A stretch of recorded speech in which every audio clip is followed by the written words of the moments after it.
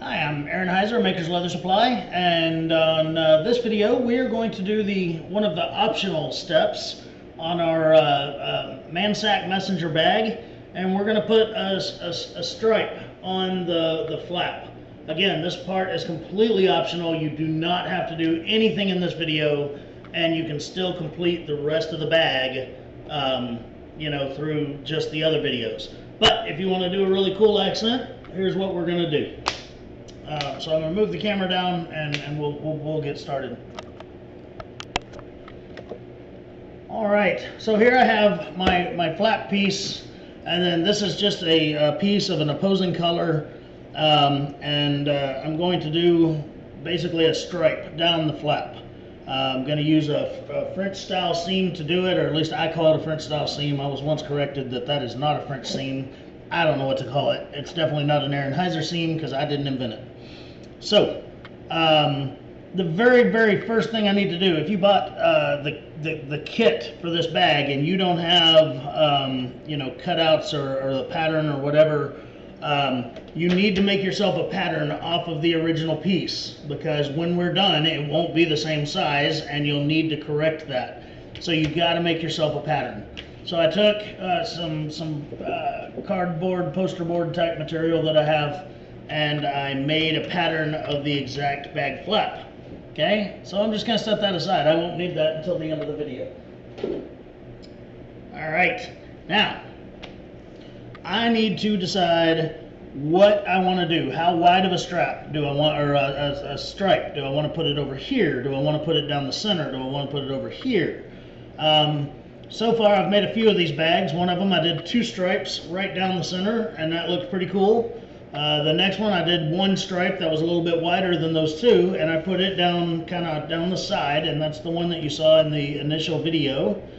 As a matter of fact, it's right over here. Let me grab it so we can see what we're talking about.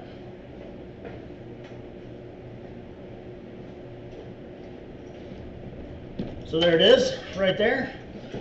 So I used this contrasting color, and I did it right over here. And I'm really thinking for this video, for this bag that I'm doing, I want to put it just real wide stripe right down the center of the bag. So that's going to be fun.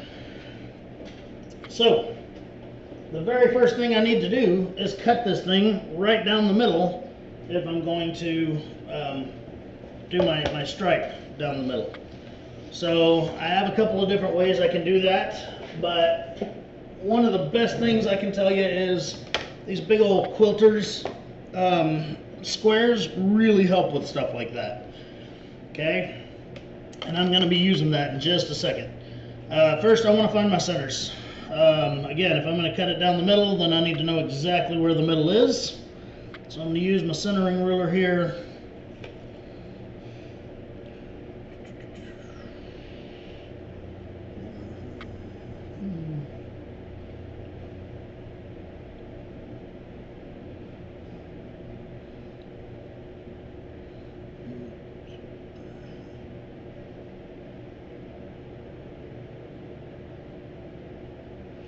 Alright, I'll just take a little ink pen and I'm going to mark my center right there. Flip it over, exact same thing. Find my center, make a tiny little tick mark.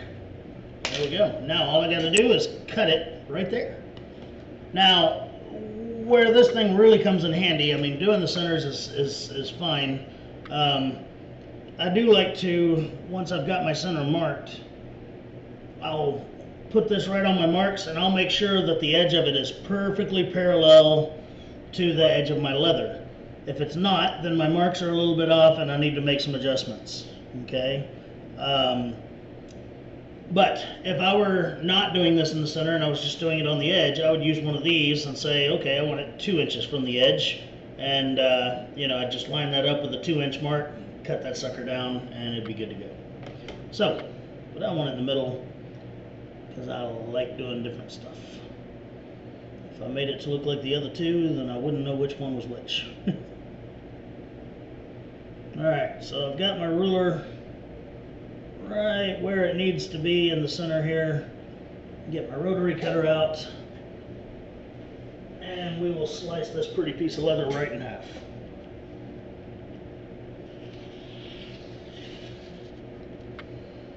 Alright, now the next thing I need to do is skive that edge right there on both these pieces, and then I need to skive all four sides of this piece so that we can do our seams. In the last video you watched me use the skiving machine a lot, so I'm not going to make you watch that on this video. I'll simply pause it, and when I come back I'll have this skived down right quick, and we'll move on to putting it together and sewing it. Alright, we're back, and these are now skived. So there's the bag flap itself, and then here is the piece that's going to go in between those two pieces. Now, it is very much worth noting something that very important that I forgot to tell you. When you're doing this little project, a lot of this is going to get folded over into the seam. So this piece that's this wide, after the seams are done, is only going to be about that wide. Okay? And the reason that's important is if you make this too thin and then you sew it in between these two pieces and you fold all those seams back, this may end up being smaller than it's supposed to be. So take your seam allowances into account when you're cutting the width of these pieces, and you know, make sure you've got them all right. Otherwise you can end up destroying the entire thing and having to start all over again. Okay, so kind of like that lap seam that we did yesterday, I'm going to take this piece right here. Now on the bag flap, let's talk about the anatomy of this thing right here. Okay, where the corners are rounded down here, that's the bottom where it folds over the bag. Where they're sharper up here, this is actually going to be stuffed inside that little strap on the back of the bag, and you'll never see it. Okay, so what I'm going to do is my little piece here is a tiny bit shorter. I actually used the same clicker die to cut this as I do the long gusset pieces. So I'm going to take this thing and I'm going to line it up with the front where it matters and not the back where it doesn't. If you cut yours the exact right size, then you don't have any problems or anything to worry about. But that's why mine is 3/16 of an inch shorter. It's because I did that. So what do I have to do now? I have to clip this bad boy together so that I can go stitch it.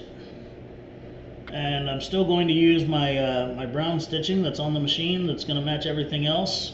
I thought about doing natural colored stitching on this part, but I just don't think it would look as cool as my crazy brain thinks that it would. So we have clipped this together, and we're going to clip it together finish side to finish side. And when we sew it, we're going to sew, close that pen so I don't accidentally mark something. I'm going to sew right up against that skive right there. Okay?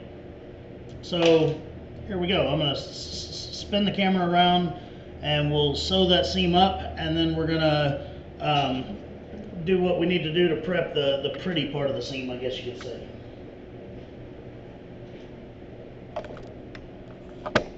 Alright, check my thing and see. We're totally off camera here.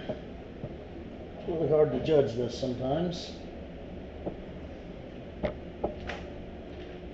Alright, as a matter of fact, let me totally change the angle here. I'm going to lower it and bring that up. Now we got a good view. Alright, turn this sucker on, check my bobbin, good to go. Always check that bobbin. Alright, so I'm going to set up my edge guide, and I'm going to set it up where it's right where I want it so that I'm sewing almost up against that skive there. Okay.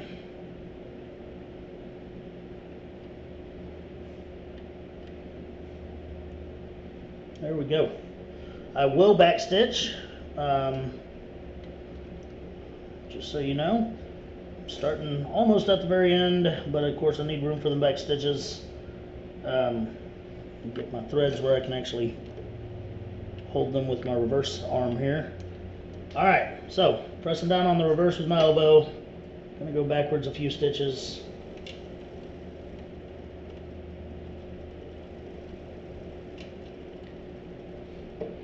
And then we're going to go forward with it, making sure that these two edges are perfectly aligned. If they are not, then we're going to have some problems keeping the seam nice and straight.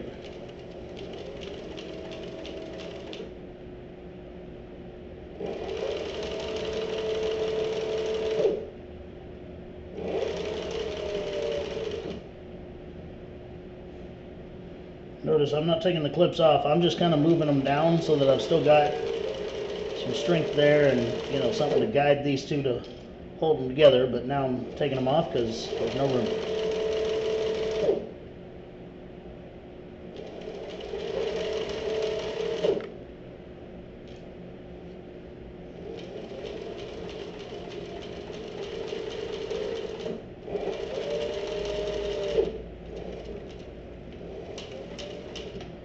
Alright, so we sewed that seam down.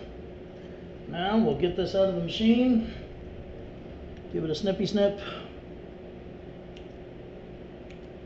and we're going to turn back around over here so you can see what I'm doing again. As I spin the camera around, I'm sorry, the cords are getting tangled up in the tripod. That'll be ugly. Okay, so there's what we've got. Stuff out of my way here.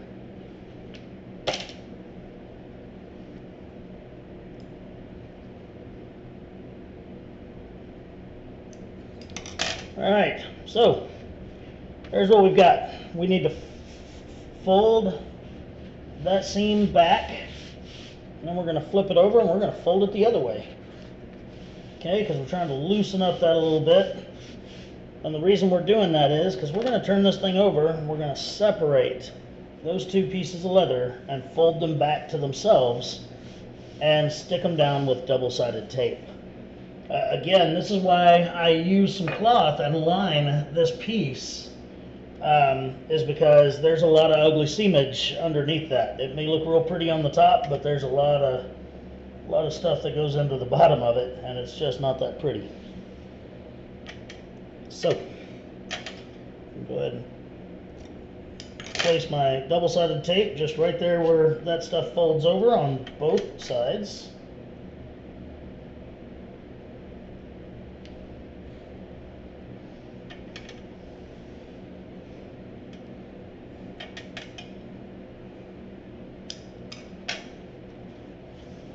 Alright, now I've already got the leather kind of trained to fold over right, so I'm good to go to take off my paper here. I'll push those areas down.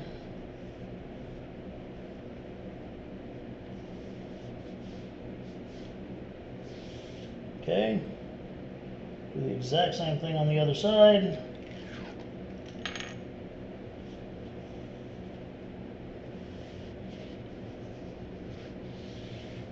And there we go. Now, take my squeaky toy, give it a nice roll, get it good and flat, makes a prettier seam. And that already looks really nice just with the color transition, but once we get those stitch lines on there, it'll look even better. Okay, so back to the machine we go. I checked my bobbin just a second ago and it is good to go. So now, I am using only one machine on this as far as sewing machines go, because I don't want people to think that they need a plethora of machines. You don't even need this one. We could hand sew this. I just don't want to. I don't have the time. But ordinarily, I'll be very honest, I have a flatbed machine sitting right over here, the Cobra Class 18, and I would do a lot of this flat work on that machine. I'm using the 26 because later on we will do some things that the cylinder arm on this machine will be very advantageous, and so that's why I started on this machine and will continue on this machine. Now, when I sew these down, I'm going to use that presser foot right there, and I'm going to run it right down the seam. And when I spin it around, I'll run it right down the seam again. And what that'll do is that'll ensure that my stitch line on both sides of the seam are parallel and the same distance from that that color seam there. Okay. So I'm gonna hit my reverse lever so I can do my back stitches. Go all the way to the edge with it. There we go. And then we're going to go forward. And again, I'm keeping that presser foot there on the edge. I'm just going to keep it right smack in the middle of the seam. And I'm going to go nice and slow. And I'm going to make sure that it stays there. If it moves, then my lines won't be nice and parallel. I do have a very fancy machine over there. It's a class 20 that has 2 needles. And this is exactly what it's designed to do, is to sew these 2 lines at the same time, and then they're perfectly parallel. Even if I accidentally got off path, they would still be parallel, even though they're off path. So that's kind of funny.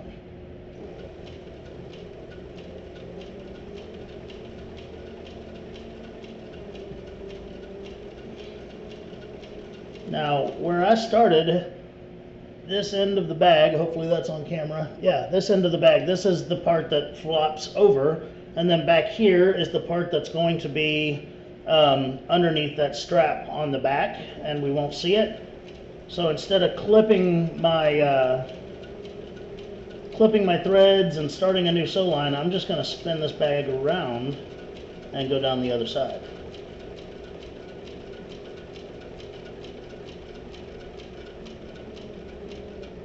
I will sew all the way to the end here.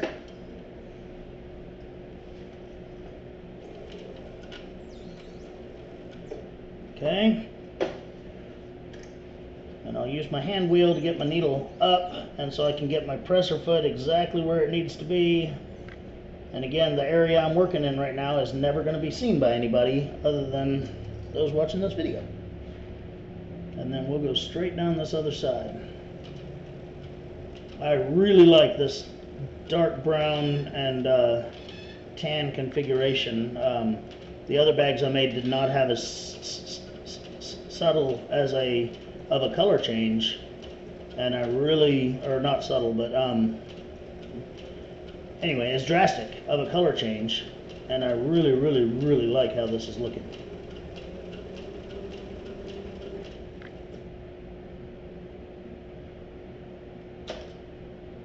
Bobbin's full over there, popped it off. And again, I'm going as slow as I need to go to make sure that my line stays exactly where I want it.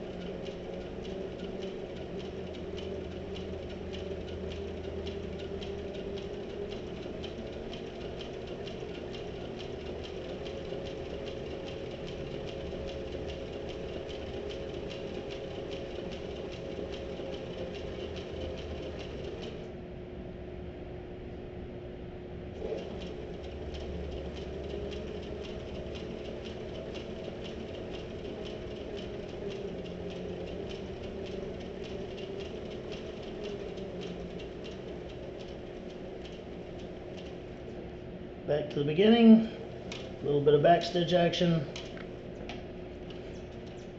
and there we go. We're ready to pull this one out.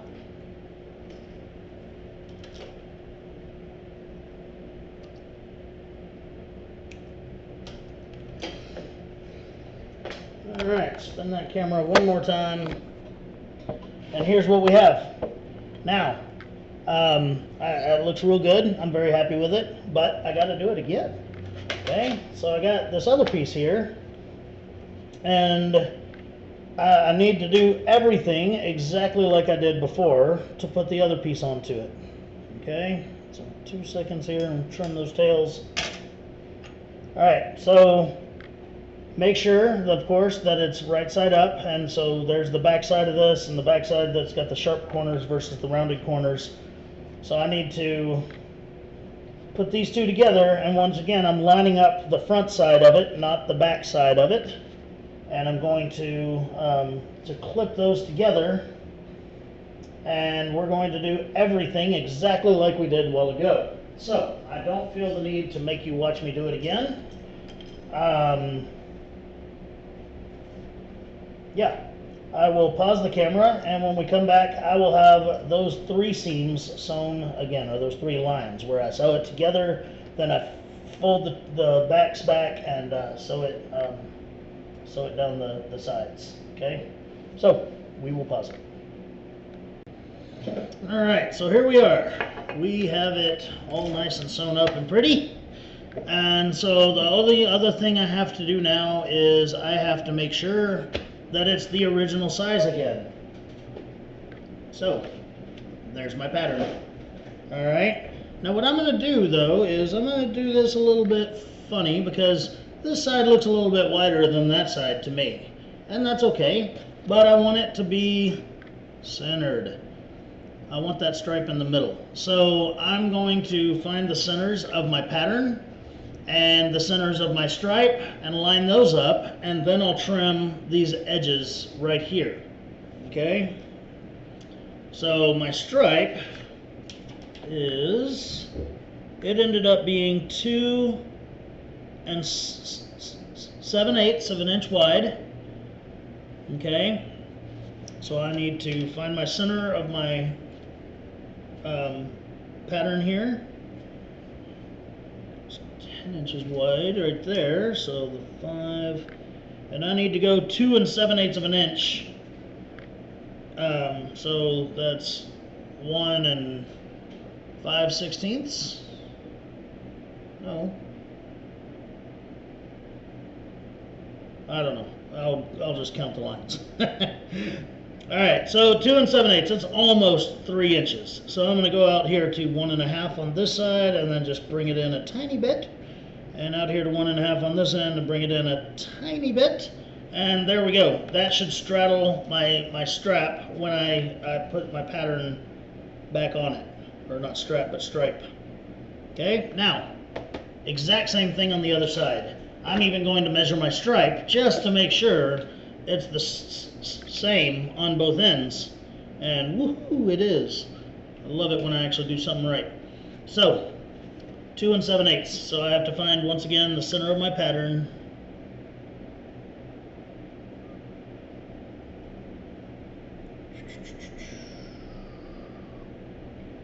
Alright.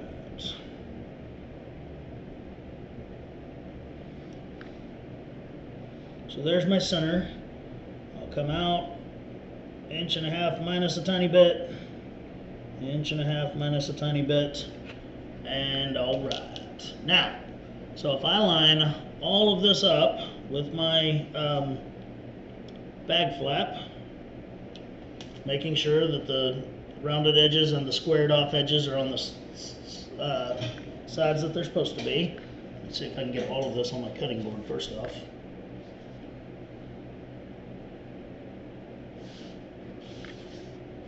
Okay.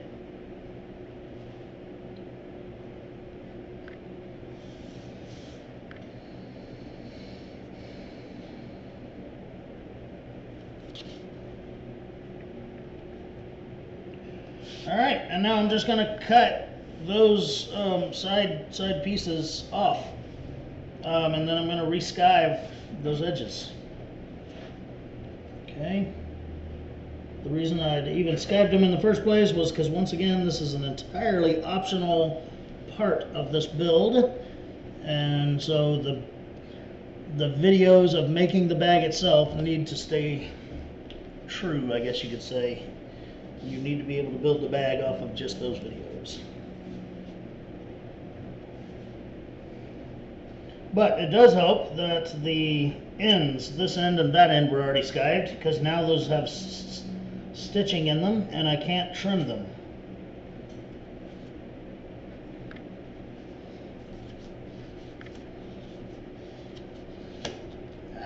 Ran off the edge of my cutting board. I need a bigger cutting board for this piece. Okay. So the last thing I'm going to do is re-skive those edges right over there on the bell skiver, and we're going to get this sucker back into normal production mode. Alright, so I'm just going to skive these two sides, and there we go. That's the end of this video. Again, completely optional, but now I've got a really cool stripe going down the middle of my bag. The next video we'll do will also be optional, but it will be on doing the piping that I'm putting around the bag. Not a necessity at all, but the piping does help a little bit with the structural integrity of the bag, and it really looks cool. So I think it's really going to look cool on this one because there's so much color variation in my colors. Okay, so until then, I'm Aaron Heiser of Makers Leather Supply. Thank you so much for watching. Please subscribe to my channel if you like what you see and you're wanting to learn more about leathercraft. I'm not the best in the world, but I'm more than happy to share everything I know. Y'all have a great day, and we'll see you next time.